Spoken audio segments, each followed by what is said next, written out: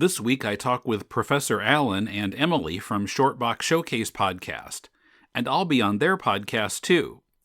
First, just a reminder that you can help this podcast by making your Amazon purchases via deconstructingcomics.com/Amazon, and make that your bookmark for future purchases. We'll then get a percentage of what you spend.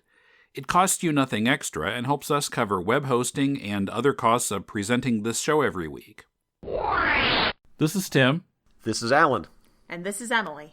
And this is Deconstructing Comics.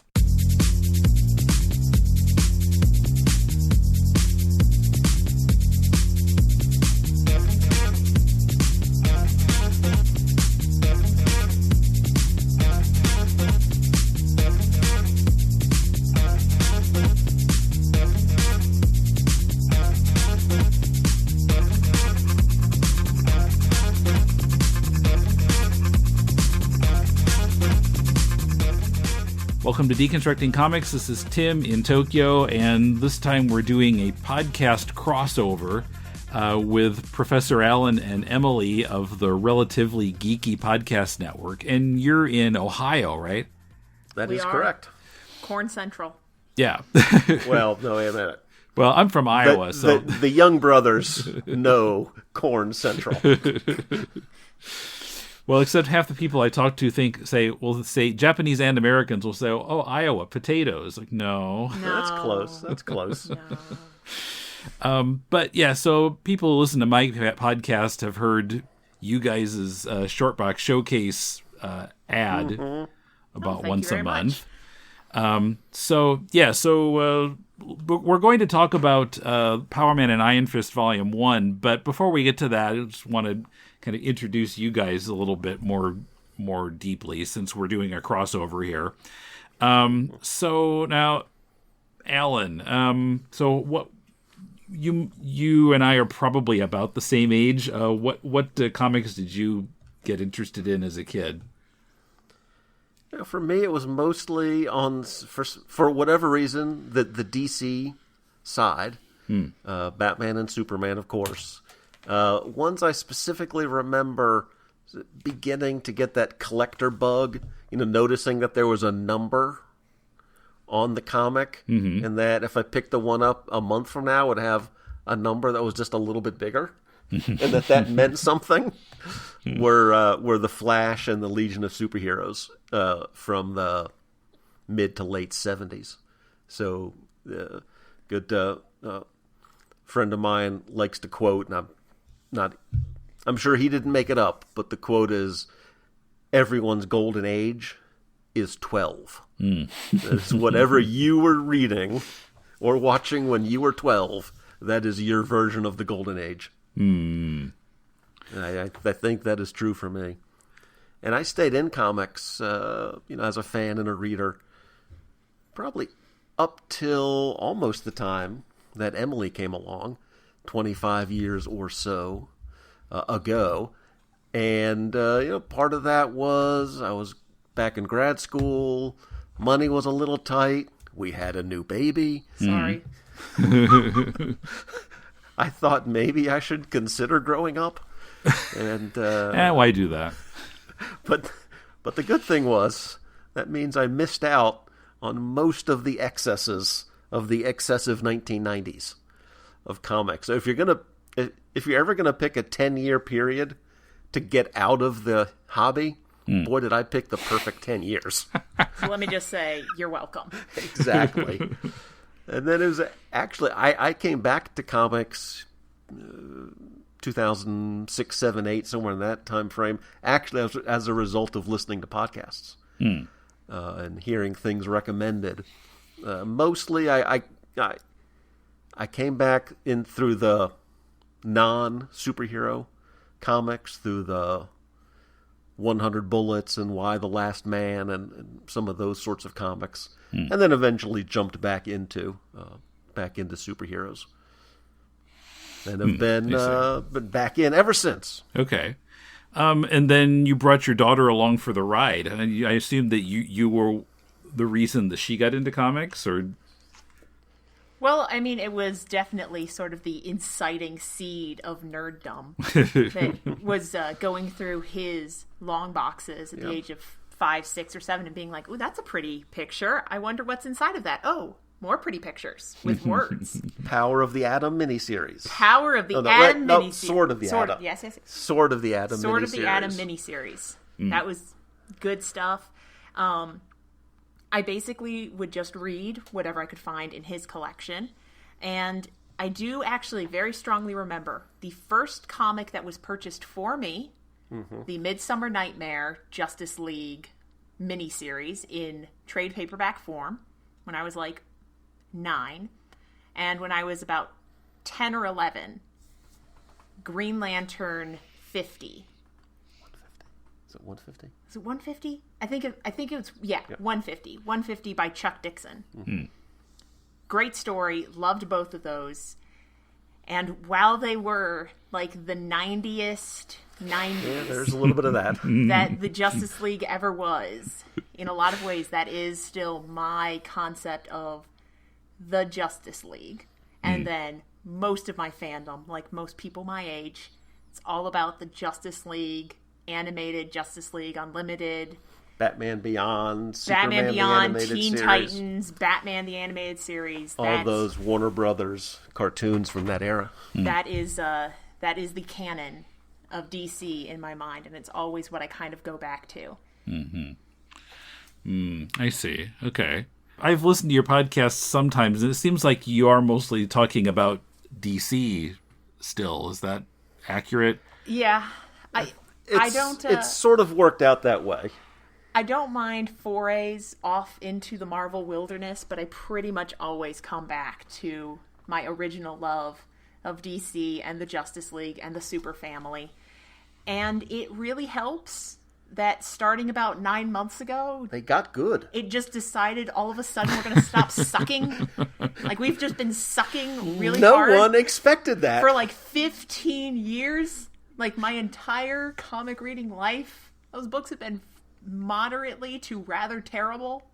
And all of a sudden, it's like, what if we wrote stories that were of quality, had character development, and good art? And I'm like, Eureka. My God! My God! What a concept. You're like a real comic company again. This is incredible. And it's one of those things, when DC is bad, we'll read Marvels and we'll read the Independents and we'll find something good out of Dark Horse or Image or whatever it is. But when DC is good, that's home. I see. And it's been a while Yeah. since we've been home. Okay, Yeah. Well, I mean, when was I've the last time the DC universe was like truly, truly great? Let's say 98. I was 7. Maybe. Yeah. well, because I've never been a DC reader myself, but I still listen to iFanboy podcast, and especially during New 52. I mean, they complained about DC a lot. Yeah. I mean, we liked some of what was going on in the New 52, but that's because we were reading the fringe books. We were reading Justice League Dark and Demon Knights, All-Star Western, the books that no one really cared about. They were actually pretty good. Ergo, the ones that had creator control and there's that too. almost complete like freedom with the license to do basically whatever. They were kind of under the editorial radar. Yeah. But a lot of our podcast and internet friends come from the Superman fandom. And it's been a dark decade and a half. At least, until the last 6 months, 9 months, whatever, that a lot of the super fans are back on board. So we're happy for our friends that they have. They have their love back. Yes. So then what got you guys into doing a podcast? We listened to a ton of podcasts, and as we've learned, podcasting is almost like an infectious disease. Tell me about it. It just spreads that you suddenly realize you're friends with 5 or 6 people that also own microphones and talk into microphones at the internet semi-professionally for 45 minutes to an hour a week, and they're asking you if you would like to do the same, and suddenly there's a blue snowball in your cart at the Best Buy and you're questioning your life decisions. We were listening to podcasts for probably 5 or 6 years before we we made the jump. And So when was that? Like about it'd be summer of 2010? 2013 for us 2013, is when we jumped in. Yeah. Okay. And now you've actually got 3 different shows in your feed, and I'm not sure what the difference is among them. I know Okay. you're jealous because you only have 2 in this feed. I know, I understand. Well, to be fair, we only have 2 in that feed, really. So Mostly. a month, it depends how you count them. So, as we basically decided when we were doing this that we would each get our own show to do our own thing. And my dad could do whatever he was interested in, talk about his cheap comic book obsession, and I could do whatever I wanted to do, which was a little bit more academic and analytical essay style comic reviews. And so we each were like, fine, we'll each have our own show. We'll talk about completely different things. They'll be our own, like, baby. And then every now and then we'll get together and we'll talk about some sort of topic that we're both interested in. The idea was that our solo shows would sort of be like the monthly comic, and then occasionally we would get together for, the annual or the major crossover. The special. And it didn't quite work out that way. And then I realized that me having my own show meant I had to edit my own show, and I made 6 episodes. So one of them is really, really good. They're all good to yes, there's one that's excellent. Yes. That I did my 5th episode, and then I was like, well, I think I'm pretty much done. I've peaked. And Emily, what was the name of that show? That was Uncovering the Bronze Age. So it was all about Bronze Age, 70s to early 80s books. The stuff that my dad first got into, the stuff that I actually originally got into, because that's what I was reading, was his collection. And sort of taking a look at the 70s, because it seemed like most comic book podcasts were just, let's talk about the Golden Age, we'll talk about the 30s and 40s pulp adventures, we'll talk about the 50s and 60s, it's going to be really crazy, wild, and wacky, and then everyone just skipped to, and then Crisis happened. And I'm like, there's let's talk about modern books, and there's like these... What about that, 20-year gap there in the middle? Like, what was going on in the 70s and pre-Crisis, and... Does anyone want to talk about that? And that struck Emily just because that was the era where they were trying to do new things, be socially relevant, tackle topics, that sort of thing, and that was right up her alley. I really love Denny O'Neil, Green Lantern, Green Arrow, yeah, Speedy, social justice warrior, Speedy taking drugs, exactly. Speedy taking so many drugs. Oh, poor Roy Harper deserves so much better. That's my last holdout. The day that Roy burns that stupid trucker hat. Modern Roy Harper and his trucker hat. Oh, I suffer. I suffer so much. So that was Emily's late lamented show, Uncovering the Bronze Age. My show is the Quarter Bin Podcast, where I look at my favorite kinds of comic books, cheap comic books. Books that I pay literally 25 cents or less for. And almost all of them have been worth 25 cents at least. Is that good some or bad? Some barely, some way better. So some excellent bargains out there. And a couple that... we will call them duds. A couple were still overpriced. We can call them Jam Urban Adventure number only. That was not a winner. That one was not a winner. But this joint show that we do, Shortbox Showcase, again, that was sort of intended to be just the occasional, whenever we feel like it, get something out there. But we got good feedback for it. We enjoyed doing it, and that's really become sort of the mainstay, number one show on the feed. And the basic premise of that is it's just our conversations. That we have these sorts of talks all the time where we would just be standing in the kitchen being like, you know what's really ridiculous? The number of sidekicks that just are still stuck in high school. Like, what's up with that? And then we're like, well, why don't we get together and talk about that on the internet? Other nerds are, in fact, interested in that concept. Yeah, so our take with the Shortbox Showcase is not just to talk about specific, comic books or comic book runs or... Back a few years back, we did a lot of shows when there were so many new comic book TV shows on in the U.S. But what we try to do with that show every couple of episodes is do something more related to a topic or a concept in comic books. So we've talked about the ideas of anti-heroes, or the idea of handling characters with disabilities, like Hawkeye and Daredevil. Or just a few months back, we did Luke Cage, and specifically talked about sort of blaxploitation, cinema and blaxploitation comic books, and sort of how Luke Cage fits into that paradigm. So we try to do things that are just sometimes a little bit different than maybe what other comic book podcasts do. And we do occasionally review things that we took a look at for Wonder Woman's 75th publishing anniversary. Right. We looked at the Sensation Comics featuring Wonder Woman trade that was released of the digital first comics, and talked about Wonder Woman's history and the various takes on her character and the various ways her character can be interpreted as feminist, anti-feminist, completely uninterested in being feminist, being in space, fighting monsters, that she's kind of been everywhere, done everything. Ambassador of peace, warrior god. All of those various versions and contradictions.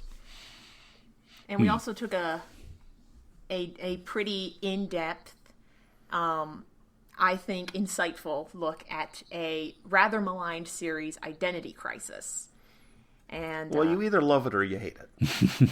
And a lot of people we know have hated it, so that's one of our favorite series of all time. And so getting to take a look at some of the topics that are involved in that story and why so many people find it rather unreadable. Let's talk about sexual assaults. Let's talk about autonomy and fascism and mind control, and maybe sort of give it its due, as opposed to just being kind of grossed out by the topic and dismissing the book. Yeah, I have heard complaints about it. I haven't read it myself. One phrase we used early on to describe our show was it pseudo-intellectual and semi-academic? I think that was probably the pitch. Yeah, I think that's sort of what we go for. And as far as Identity Crisis goes, we completely understand there's a lot of things that make that unreadable for many people, but we just ask, go out, take a look at it, decide for yourself. Don't let the internet decide your opinion on the book without experiencing it yourself. I see. Now I see on your site you've also got the Comics Reading Journal podcast. Yeah, that's just me talking about, in very brief form, every comic I read in the course of a month. So every month I just, for 30 or 40 minutes, talk about the comics that I read that month. New comics, old comics, cheap comics. I would say expensive comics, but let's be honest. They're $2.99 a pop, so that that's does not happen. That's not that that does bad. not happen. Trades I read, digital books I've read, that sort of thing. Stuff so that's from the library. Yeah, so that's a way of just sort of letting folks know the depth and breadth of what I'm reading. It is essentially a audio version of the blog posts that you do right. For your side blog, which is just everything that you have read. I see. Okay. Because as you know, Tim, once you start podcasting, you can't stop. Yeah. It's like a disease. And everything, or an addiction. Everything you do is potential content. Uh-huh. Right. Well, I'm in year 12 here myself, so.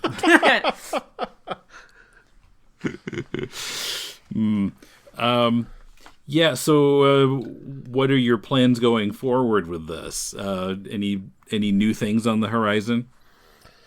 Well, the things we have on the horizon are, we have a couple of big numbers coming up.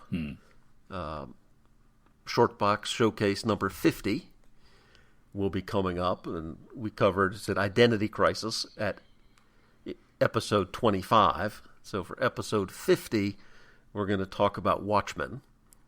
So another big, controversial, dramatic comic book event. And then the Quarterbin podcast is approaching episode 100. The epic. Epic And 100. in grand comic book tradition, It's going to be an oversized episode. it's going to be an oversized, multi-part episode. Multi-guest, multi-crossover, multi-book. So those are the big things, but no new shows. I see. Since you bring up Watchmen, I'm wondering now.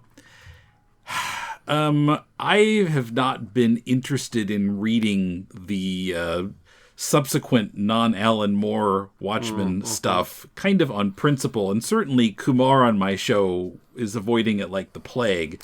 I'm wondering what your thought on it is, if it's a good idea, if it's being done well, if it was a mistake. What do you think of that? Well, there are a couple of takes on that. One is, I guess, a couple years ago they did the Before Watchmen, the prologues. And I read a couple of those, and it's tricky because Alan Moore did not want me to read them at all. He did not want them. He does not want them to exist. They're anathema unto his existence. And on principle, I kind of like doing what Alan Moore doesn't want me to do. There's something about his approach annoys me just a little bit. So on principle, I think I should. But what DC is currently doing, I think that may be what he was speaking about. What DC is currently doing in terms of apparently folding in some elements of the Watchmen universe, I think partly as a way to explain this latest reboot, is an interesting idea. I think it's one of the few parts of their corporate history that they hadn't used in this way before in order to, I mean, it's a way of saying, it's Dr. Manhattan's fault. It wasn't our fault that our comics stunk for 15 years. It was Dr. Manhattan's fault. And if you're going to scapegoat someone, blame Alan Moore. There's that too. So I will say, and a character symbolic of nuclear weapons. But yeah, anyway. Yes, and I will say for myself, part of why the Watchmen episode is going to be interesting is I have never read it. Oh. So this is going to be my first opinion of the series, and we don't go out of our way to specifically be controversial. But I have issues with Alan Moore, so we are going to see how much my issues with the author influence my opinion of the art in a couple weeks, probably. And it's going to be interesting. I see. Okay. Cool. And that'll actually be one of the few times that we've done something like that. Now, there have been a couple times you've pitched me things, and I've read things based on your suggestions, but it's not often that we're in the situation of one veteran and one newbie. Coming up, we talk about Power Man and Iron Fist Volume 1, with digressions into speculation on the workings of society in the Marvel Universe, differences in how Marvel and DC tell stories, and more. But first, help Deconstructing Comics, Critiquing Comics, and To the Bat Poles move up to bigger and better things. Pledge a few bucks a month via Patreon at patreon.com/deconcomics. And if you haven't done that yet, I'm interested in knowing why. What could I make available as bonus content that would make becoming our patron more attractive? Let me know and I'll try to make it a reality. Write me at mail@deconstructingcomics.com.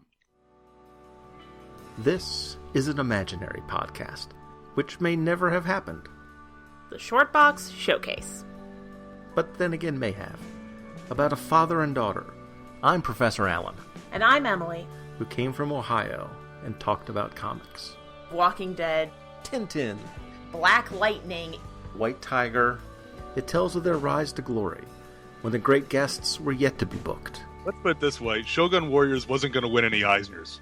And the great feats of editing not yet performed. And this is Ultra 7, this is Ultraman Jack, and this Ultraman Taro, and this Ultraman Leo, and this of how they spoke at length. Continuity is really the brainchild of nitpicking nerds the world over. But to be fair, the best kind of confession is the Force confession. And reviewed in brief tales that explore creatively the bounds of a given character's history. Red Sun is wonderful with a very strange ending. Of brilliant creators before their fall from grace. This is the era where Miller is at the height of his creative and artistic powers, and the ability of strong writing to encapsulate and transcend its time. Flash of Two Earths by Gardner Fox. This is an imaginary podcast. Aren't they all? Shortbox Showcase is part of the Relatively Geeky family of podcasts. Check us out on the web at relativelygeekypodcast.blogspot.com or search in iTunes for Relatively Geeky or Shortbox Showcase. And remember, we're not experts. We're just family. Hear me on Shortbox Showcase 51, to be released on April 14th. Okay, well, now having talked about DC, let's talk about a Marvel book. Yes. Power Man and Iron Fist Volume 1, which is issues 1 through 5 from, what's this, like a year or two ago that those issues came out? Mm-hmm. Written by David Walker, art by Sanford Greene on the first 4 issues, and by Flaviano on number 5. And actually, number 5 is the one I'm most interested in talking about. But I think that might be true across the board. But now, in the first 4 issues, the story centers around this character, Jenny Royce. Now, I never read Heroes for Hire, but I guess this character existed before? Are you familiar with her? I am not terribly familiar. Not in depth.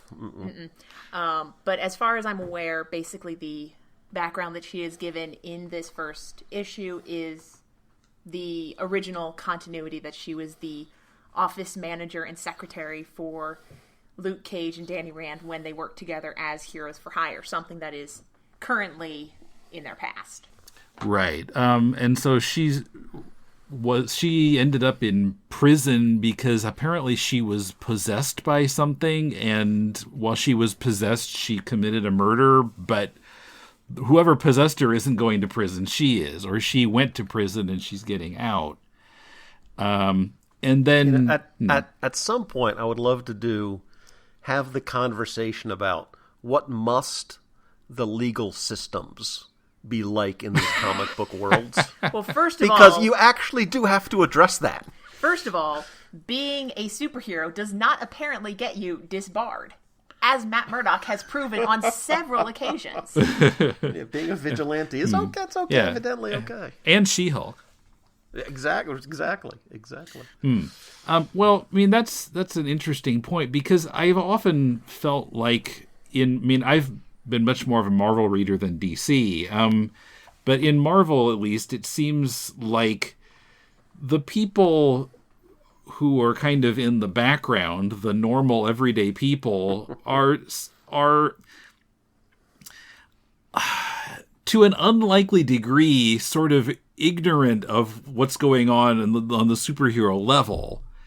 They seem to be like real world people in their awareness of the stuff, which just doesn't seem likely. If there were so many superheroes in the real world, it seems like it would change everything. But the legal system seems to be completely unaware or insensitive to the idea of being possessed by something or someone else and committing a murder. A lot of that we have to trace that back to J. Jonah Jameson of the failing fake news Daily Bugle. Sad, failing Daily Bugle. Yeah. Hashtag fake news. So yeah, right, because he would kind of be leading the charge to convict someone of murder, regardless of whether they were possessed or not. But I mean, it seems like being possessed is legally. It seems like it would be treated the same as being insane, right? And getting off for reason of insanity. You could get off for reason of being possessed, you would think. That seems reasonable, but who would your expert witnesses be? I mean, Doctor Strange. Doctor Strange would be pretty busy.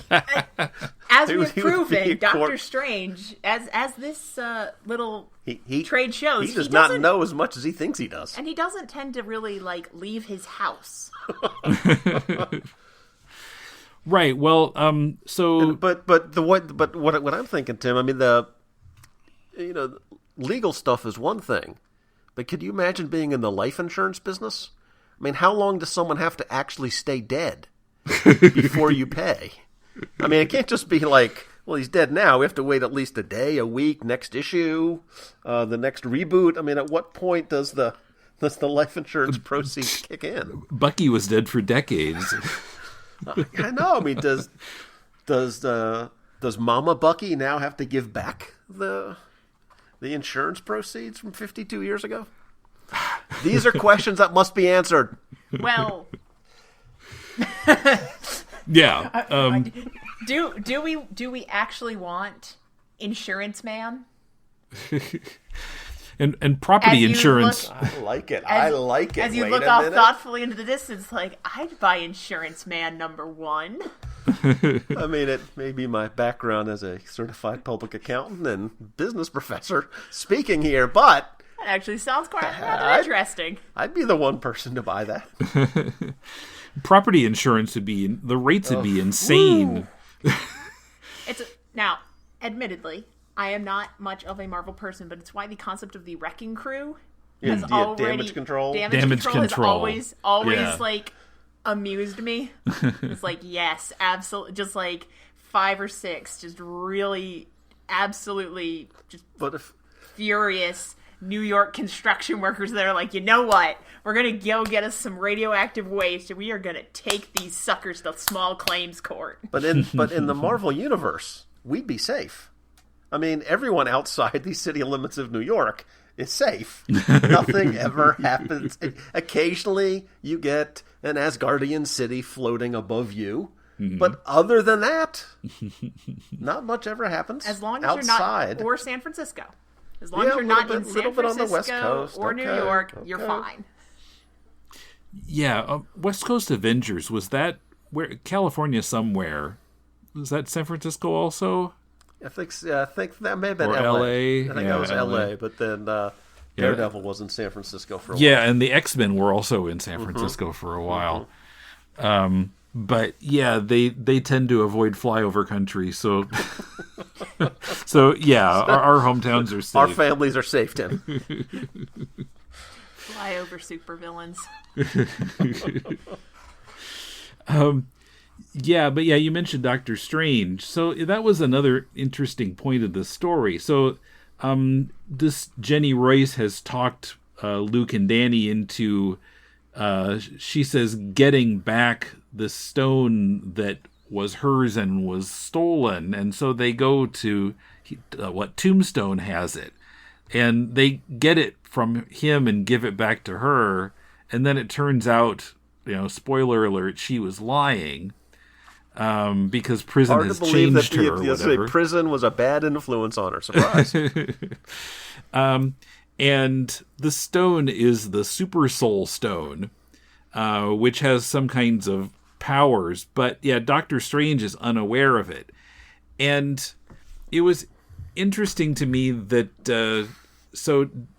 Danny says, why has no one ever heard of this? And Luke says the same reason Black History Month is the shortest month of the year. So there's some sort of racial element to this. Like it's because black mystic arts are looked down upon by Caucasian mystic arts. I kind of dug this because it's a thing that we love. I will say mostly I love. Again, just to tie this back a little bit to the DC side, I am a huge fan of John Constantine and the street level magicians of the DC and Vertigo universes. So what this is sort of a difference between Doctor Strange, who is your academic sorcerer, more of your mage, who's learned all of this stuff from reading and studying and meditating and visiting all of these experts, versus street magic and things that are more akin to voodoo and folk magic and folk traditions that are just sort of mushed together into this cultural soup of Black and Latino traditions. Yeah, I think the comment was more not racial per se. It was using that as an example, but was more classist.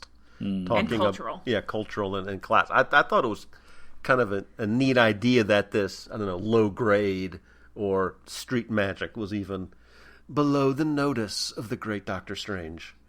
That why would he dabble with street magic? Because most of it, as Doctor Strange points out, most of it is sleight of hand and con artists and, card cutting and things like that. But there is a couple instances of genuine mystical power sort of mixed into this this street level soup of mysticism. Yeah. I did really love Signor Magico. Yes. Yeah, Signor Magico figures it out. And his short cape of awesomeness. Yeah, had Senior Magico ever appeared before? Is this his debut? Yeah, he is just literally the low grade diet pawn shop equivalent of Doctor Strange. And I love him and his fanny pack. Yeah, and I haven't read the subsequent volumes yet. I just downloaded or just bought on Comixology Volume 2 that just came out. I haven't read the issues. And I guess the series is now ending? I'm not surprised because that's a how Marvel thing. goes. Yeah, wouldn't surprise me. Hadn't heard that, but it wouldn't surprise me. One interesting thing to me is that just as you start the book, I mean, the very first 2 panels of the very first issue have 3 named Netflix show characters in it.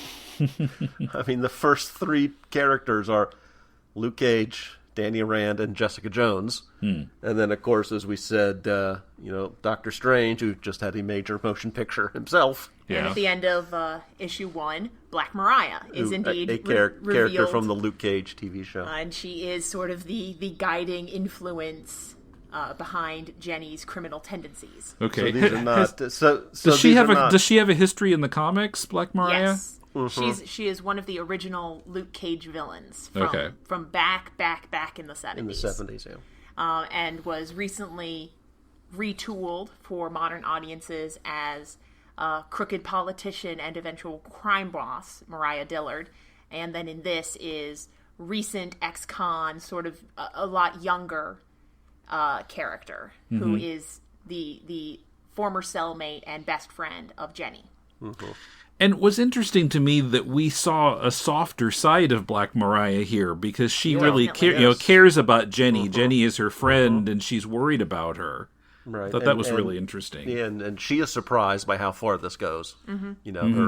Her certainly Jenny is moving far beyond whatever influence Mariah had hoped to have for her. That was mostly, let's just get this pretty gem.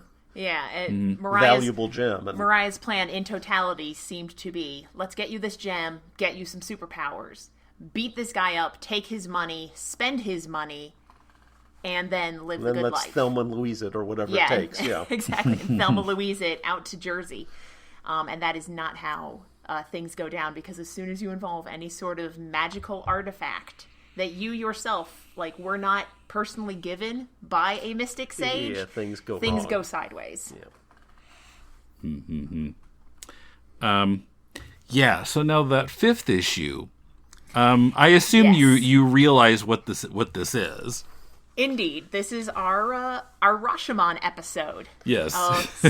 Season 3 of our ongoing Freak of the Week crime fighting show. We've decided we're going to do Rashomon. This happens on TV shows regularly, yes. So it's been 4 issues. Time to do Rashomon.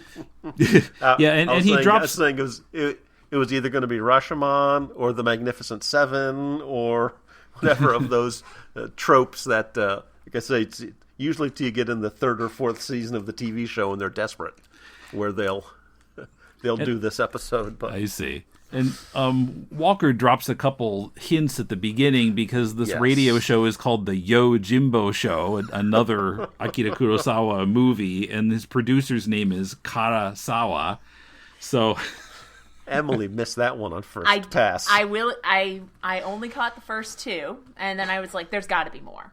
I even went through specifically looking for it. You would have thought by now I would have looked at the character captions. See?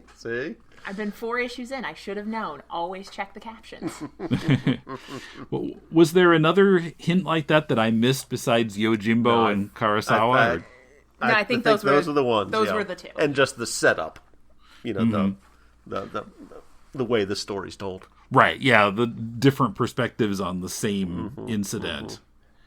Yeah, actually, after I read that the second time, it inspired me to go to iTunes and rent Rashomon, because I hadn't seen it before. I mean, I knew that was what it was, but I hadn't actually seen it before. So, oh, great! I think that's how it is for most people. Yeah. I think that's one where the reputation far precedes itself. I enjoyed that issue a lot. What I liked, the whole series had obviously a very light tone to it. Great sense of humor. Great sense of humor, and I think it was really capped off in that 5th issue. Yeah, well, I mean, for me, I think I would much rather read a somewhat humorous superhero comic than a really dark and gritty one. I mean, it seems like this is a lot more fun to read for me. Agreed. Now, you guys have been, I guess, watching the TV shows, and how do the characterizations compare between the comic, this iteration of it, and in the shows? Well, Iron Fist has not yet released at the exact moment of this recording. But it's a few days away, I guess, I believe 7 or 8 days out from right now. So I can't speak to that version of Danny Rand and how he compares to this comic version. I'm assuming going to be much more dark and gritty, much less of a sort of somewhat unaware surfer dude vibe that Danny kind of gives off, and that basically your token friend who couch surfs with you because he might technically be homeless, but he does the dishes occasionally, so you let him stay with you. As far as Luke goes, I thought that was pretty. It was a pretty consistent in terms of the character. I mean, the stories are different, but the and characterization, and again, the tone is pretty different. Right. But he struck me as a pretty similar characterization of being sort of very self-aware and self-confident and kind of annoyed by all of these superhero shenanigans that just will not stop happening to him. In this comic, he is married to Jessica and has his precious, super adorable little daughter, Danielle. And in the show, we've just gotten a bit of the romantic tension and the between sort of, Jessica and Luke. So the kind of semi-budding relationship. So this takes that the pre-existing comic relationship and the daughter from previous iterations of the comics. Danielle Cage continues to be the most precious, adorable creature in existence. I really enjoyed that the whole reason that Luke is not allowed to use any naughty 4-letter words is because he has a young daughter at home, and Jessica has sort of put her foot down that, okay, no more swearing around Danielle. She's 5-year-old and already talks like a sailor. We need to put an end to that. And that is just a load of fiddle-faddle, for one thing. Well, yeah, because Jessica still drops F-bombs, apparently. Yes. But but she's the boss. She's the and boss. She controls she makes the rules and controls the keys. Yeah, and then she's saying, like, you're not going to wear that shirt to go out superheroing. I gave you that for your birthdays. It's a thing that I've always liked back in earlier iterations. I've always loved the friendship. The very strong sort of opposites attract friendship that is Power Man and Iron Fist's relationship. That Luke and Danny are so radically different, and they are like straight up classic 70s buddy cop. It's great. I also do really like Jess and Luke's relationship because they are both kind of vaguely messed up, emotionally stunted human beings. And seeing them negotiate their relationship and having this like very like good happy home life despite all superhero shenanigans and occasional required registrations I just really I really enjoy seeing that relationship, and it was nice to see some super family interactions in this book. As Danny likes to keep saying, well, we are family. Well, just like you say in the promo for your podcast. Hey. Podcasters for hire. That's right. There we go. Ready and willing to sell out at any time. If there's money involved in this, we will find it. There's no money. There's no money, no. Let me see. Yeah, so Jessica was invented by Bendis, right? In that what was it, Alias? Right, I think that's right. Series that from Max back like 15 years ago now. That sounds about right. She always seemed like a kind of a weird character to me because she was sort of retconned into existence. Like she had all this history that hadn't actually existed in the comics previously. Right. Like all of a sudden, here's this character that we somehow missed for all this time. We just didn't actually see those Avengers adventures that she was on. When you consider the everybody's been an Avenger. Everybody's been an Avenger. Mm-hmm. Which I did like the shout out. There are 12 Avengers teams right now, Luke. How are you not on any of them? He's like, that is completely beside the point. I led the Avengers once. Yeah, and you'll never stop talking about it now.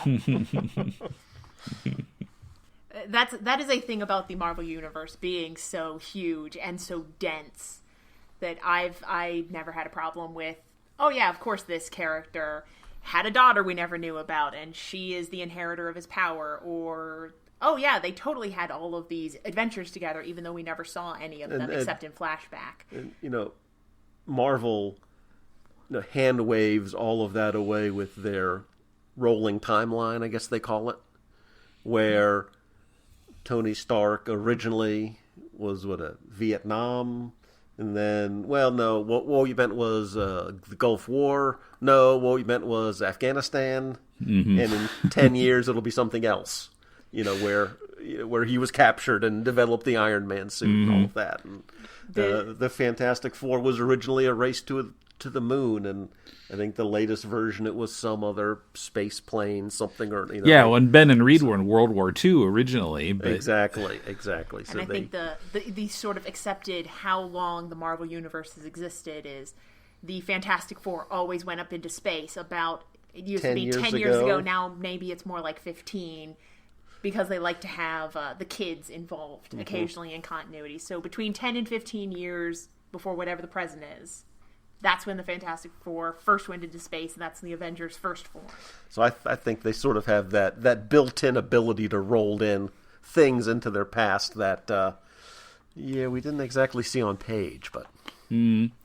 Well, it seems like, what was it, about a little bit more than 15 years ago, there was, I think it was a Spider-Man annual, and they never actually explicitly stated the premise, but after you read about 10, 15 pages, you realize that it's a story that's taking place in the present, and this kind of Marvel rolling timeline doesn't exist, and the characters are all the actual ages that they would be. Right. And so they're all really elderly. Yeah. So that was an interesting one. I have to go back and dig that up. But, so, and at this point, now in 2017, those characters would probably be dead, some of them. Yeah. They fought in World War II. Steve Rogers, who was always found 8 years ago. That's right. Right. It's just the amount of time that he was frozen has gone from 20 years to about 70 now at this point, I think. Yeah. Right. Yeah, he's eternally young, but as if that's possible to be frozen in ice like that, but suspended animation just by accident. Super soldier serum, my friend. Super soldier serum. As a friend of ours says, because of comics. Yeah, exactly. So now, like I said, I don't read much DC, but what would you say are a couple of differences between kind of how Marvel operates and how DC operates? Do you see any clear differences? Well, a thing that I do like whenever I read a Marvel book is the casual either references or cameos. That in the first page of issue 2, Spider-Woman and Spider-Gwen just show up And there is explanation. It just says Spider-Gwen from a parallel universe, Spider-Woman, Jessica Drew, and that's it. And they just sit there and comment, because they're like, well, this isn't our fight. We're literally just going to sit on this building. They're the one-page Greek chorus. Yeah, and watch the boys get beat up, and hopefully Luke gets his shirt ripped off. And we're going to film this and put this on tube. So I do like that's a thing that happens, I think, a lot more frequently in Marvel Comics than it does in DC. That in the New 52, DC tried to do this and have characters casually show up, but it always felt really forced. Whereas, because literally all of this happens in one city, it's actually not ridiculous to be like, you're having a superhero fight with 3 villains just like in the middle of the square, and 3 blocks down Spider-Man is swinging by, and on the other side of the street She-Hulk is just going to like buy a hot dog, and like that these people all just exist in the same space and bump into each other casually makes a little bit more sense. And I enjoy having those things. I also liked the casual Wolverine reference of the fastball special being updated to a fistball special. Definitely helped by Danny's shrinking size and Luke's increasing size in this particular series with this particular artist. One of the great advantages that Marvel has, what M's talking about. I mean, talk about us being, more leaning on the DC side than Marvel, but by far, not even close, my favorite comic book character is Doctor Doom. And just off the top of your head, you say, okay, Doctor Doom's a Fantastic Four villain. And some of his greatest adventures have been against the Fantastic Four, but he has had some wonderful stories with Iron Man. And recently read a pretty good one featuring the Hulk. It was in an old issue of the Incredible Hulk. And in the DC world, you would have to come up with the craziest explanation possible for why the Riddler and the Flash were battling. But in the Marvel universe, you don't. Doctor Doom can go up against anybody. Yeah, he's fought Spider-Man on some occasions. Yeah, because they're all in the same world. And even though DC has some weird geography or geographic boundaries where you do do not cross. Your superpowers don't actually function outside of the city limits. Well, yeah, I know in DC, like, a lot of the characters have their own individual fictional cities that they live in. So I guess the villains kind of hang out in that city also? I guess so, because we haven't invented interstates. I don't know. Commuter air travel does not exist in the... Basically what I'm saying is that I would pay so much good money for maybe a Super Sons, a lighter DC series that's up and started now, or like New Teen Titans or something, where the Titans are off doing something in Metropolis, and like Mirror Master and Captain Cold are just having a latte. And they're just like, and they've just got ball caps pulled over their head, like, don't notice us, don't notice us, don't notice us, please. We're not here to start anything. I just want my coffee. Because, like, what do you do? Honestly, what do you do if you're a villain and you decide that you need to go to Metropolis for legitimate reasons? Like, just lead-lined ball cap and pray? Well, that's something I can totally imagine happening in a book like Power Man Iron Fist, because it's that kind of tone. I can totally imagine a villain, like, I'm not involved. I'm just here doing whatever personal business. And we almost get that with the 2 henchmen in this series that they're tasked with tailing and presumably fighting Power Man and Iron Fist, but they just sit in the car and go, man, yeah, last time we met them, they kicked our asses, yeah. And then if we go and fight them now, they're going to kick our asses, yeah. And then the boss is going to kick our asses for getting our asses kicked, yeah. So we're not getting out of this car, no. And they just proceed to kind of like Spider-Woman and Spider-Gwen, just sort of observe the action, just drive around after them and just watch what happens and comment on it and go, man, it looks like that hurt. Yep. Yeah. Sure does. But sure then does. Glad that's not us. funny about that was then Tombstone saw them, through the YouTube video or the just sitting in their streaming or car something, watching. and they got in trouble anyway. And I thought that was a really nice way to put technology in the story. It's a thing Where sometimes that kind of thing is put in a kind of cringy way, like, oh, gee, you don't quite get it. But that one really felt smooth and organic. And I will say that is a thing of, it seems like Marvel Universe characters understand technology way better than DC characters. Like, all the heroes That also have may Twitter. be Marvel corporate. Well, Actually, yes. the Disney Corporation may know social media better than Warner Brothers. Who knows? But Yeah, but we all read the heroes, like, canonically have Twitter handles. right. They have all shown up in, like, Miss Marvel, that she has tweeted every member of the Avengers. And Phil Coulson moderates an Avengers fanfiction website. Like, that is canon. That has happened on the page in reality. So Yeah.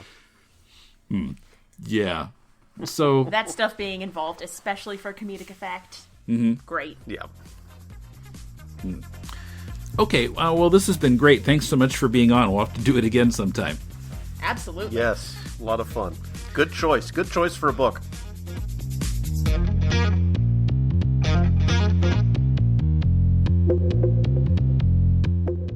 Visit Alan and Emily's site at relativelygeekypodcast.blogspot.com and hear me on their podcast on April 14th. You can write us at mail@deconstructingcomics.com or look up Deconstructing Comics on Patreon, Twitter, Facebook, and YouTube.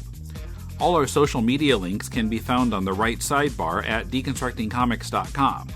Also, please give us a review on iTunes or Stitcher. Our theme is from bensound.com.